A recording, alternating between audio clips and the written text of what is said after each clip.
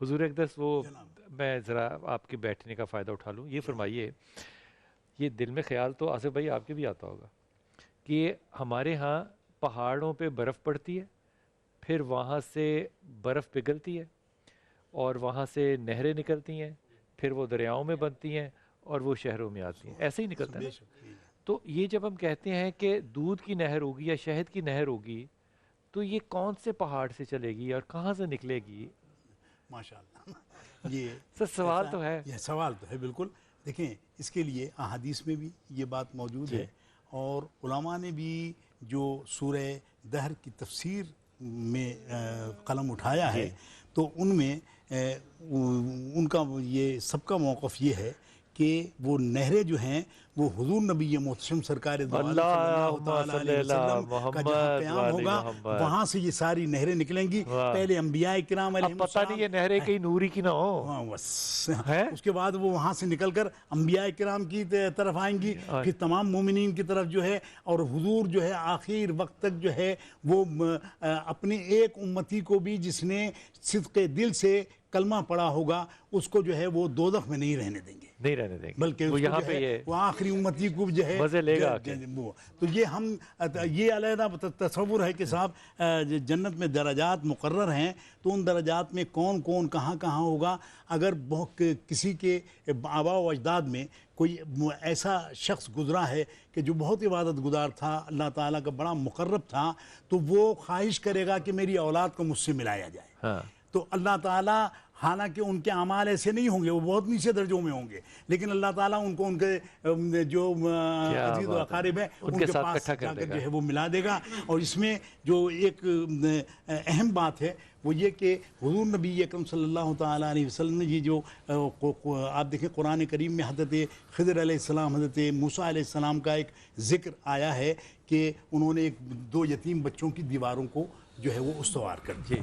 اچھا، وہ بات جو میں نے کہی کہ منبع جو ہے وہ حضور کے وہاں سے ہوگا، اس کو علامہ شبیر احمد عثمانی نے اپنی تفسیر میں بھی جو ہے اس کا ذکر کیا ہے. جو حاشیہ انہوں نے لکھا اس کے اندر بھی ذکر کیا کہ وہ منبع جو ہوگا وہ علماء کہتے ہیں کہ وہ حضور نبی اکرم صلی اللہ تعالیٰ علیہ وسلم کے درجے سے نکل کر انبیاء کے پاس، اور انبیاء سے جو ہے وہ تمام وہ نہریں جو ہیں وہ بہتی ہوئی تمام لوگوں کی اور تمام مومنین کی طرف پہنچیں. نماز ہوگی وہاں پہ؟ نماز ہوگی، جمعہ ہوگا؟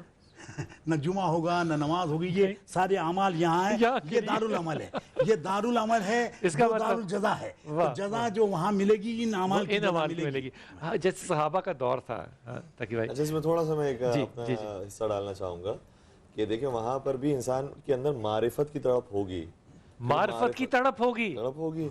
اور بہت سارے ایسے ہوں گے جو مثال کے طور پر پنجتن پاک کی صحبت میں بیٹھیں گے، انبیاء کرام کی صحبت میں بیٹھیں گے، قرآن کریم کی تلاوت کریں گے، تاکہ ان کی بھی معرفت میں اضافہ ہو اور وہ خوشی ان کو جنت میں معرفت دینے والا کون ہوگا؟ معرفت یہی ہستیاں ہوں گی کہ جو دیں گی، اور رسول پاک صلی اللہ علیہ وسلم، حضور پاک صلی اللہ علیہ وسلم. اس کا اور مطلب یہ بھی ہے خود قرآن کی آیت بھی ایک ظاہر سورہ زمر کے اندر یہ موجود ہے.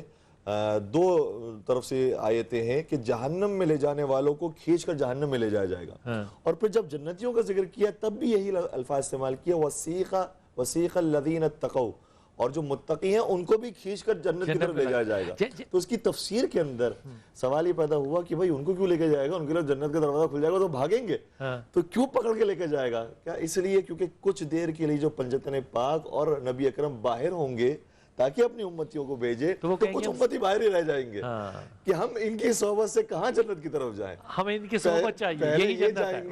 یہ جائیں گے، پھر ہم آگے کیا خوبصورت. یہ معرفت والی بات آپ نے بڑی اعلیٰ کی کہ معرفت وہاں پہ بھی حاصل کرنا چاہیں گے، یعنی کہ ایک حس خواہش جو ہے جاننے کی وہ وہاں پر بھی ہوگی، وہ لذت محسوس ہوگی، وہ لذت محسوس ہوگی. دو باتیں ذہن میں آتی ہیں کہ کیا جیسے صحاب ملتے تھے رسول پاک صلی اللہ علیہ وسلم سے، مس ہوتے تھے، ہاتھ چومتے تھے، کیا ایسا ہو سکے گا؟ ظاہر سی بات ہے. بہت ساری روایات کے اندر آیا ہے. حضرت داؤد علیہ السلام نے سوال کیا کہ یا رسول اللہ پروردگار میرا پڑوسی کون ہوگا؟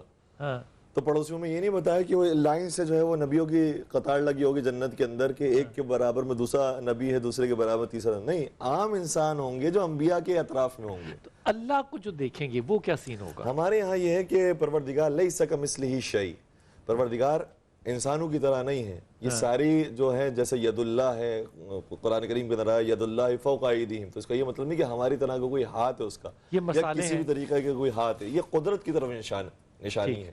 اسی طریقے سے اگر پروردگار کی آنکھوں کا ذکر ہے تو خدا کی نظارت کا، جنتی چہرہ دیکھے گا، اللہ کو دیکھے گا، چہرہ چھوڑ دیں، اللہ کو دیکھے گا، نظارہ خدا اللہ کو، کیونکہ اللہ جسم و جسمانیت سے عاری، پروردگار ایسے نہیں کہ ایک خاص جسم کے ساتھ ہے اور اس کے علاوہ خدا کسی اور جگہ پر نہیں ہے۔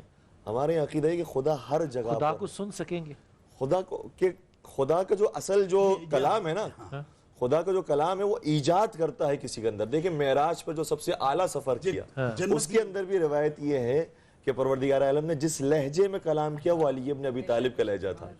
تو پروردگار کو کوئی ایک محدود لہجہ نہیں ہے، ایک محدود آواز نہیں ہے کہ بس اسی کے اندر ہی صحبت۔ جنتیوں میں جب ساری چیزیں تقسیم ہو جائیں گی، جنتیوں کو جنت مل جائے گی، دوزخی جو ہے دوزخ میں مستقل طور پر جو ہے وہ جھونک دیے جائیں گے، تو پھر اللہ تعالیٰ جو ہے سوال کرے گا کہ اب تمہاری کوئی خواہش ہے اور کچھ چاہتے ہو جنتیوں سے، تو اس وقت وہ پھر علماء کی جانب دیکھیں گے کہ اب ہم کیا جواب دیں اس کا۔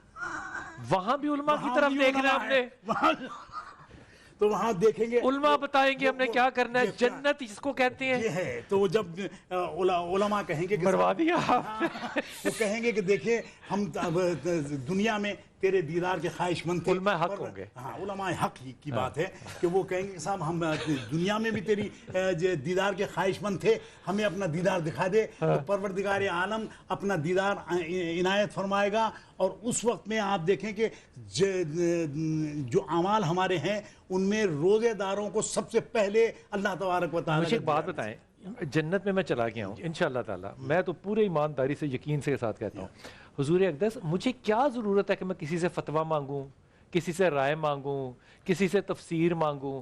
نبی موجود، صحابہ موجود، اللہ موجود، تو علماء میرے لیے کیا راہ راست کریں گے؟ یہ آپ نے مجھے کنفیوز کر دیا ہے۔ علماء حق کے لیے یوں کہا گیا کہ حضور نے ارشاد فرمایا کہ مداد العلماء یوزن یوم القیامہ، قیامت کے دن وزن کیا جائے گا مداد العلماء بدم الشہداء، کہ شہیدوں کے خون سے علماء کے قلموں کو تولا جائے۔ سبحان اللہ۔ بلال بھائی اصل میں یہ جو علماء کی بات ہے نا، یہ میں سن نہیں پایا، ہمارے علماء کی بات نہیں ہو رہی، ہمارے لباس کے اندر اور ہماری شکلوں کے اندر دکھائی دیں گے، وہ علماء جو ہوں گے جو خود انبیاء کرام ہی کو علماء کہا جاتا ہے۔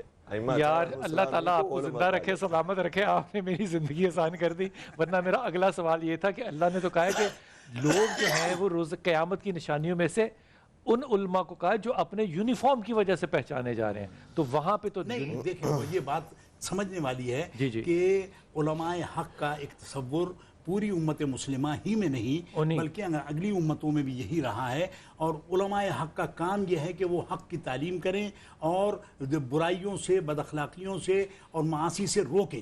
وہ وہاں پہ صرف علماء کا یہ کام ہے کہ وہ بیٹھ کے کہیں کہ ذکر رسول کریں صلی اللہ علیہ وسلم اور قربت، اور یہ جو جنت کے اندر چونکہ علماء اور انبیاء کرام اور ائمہ علیہم السلام زیادہ ہم سے معرفت رکھتے ہیں، ہماری مثال ایسی ہے کہ جیسے ایک بچہ ہوتا ہے جو کچھ کہہ تو رہا ہوتا ہے لیکن اس کو خود سوچ نہیں ہوتا کہ اس کی لذت کس سے مٹے گی۔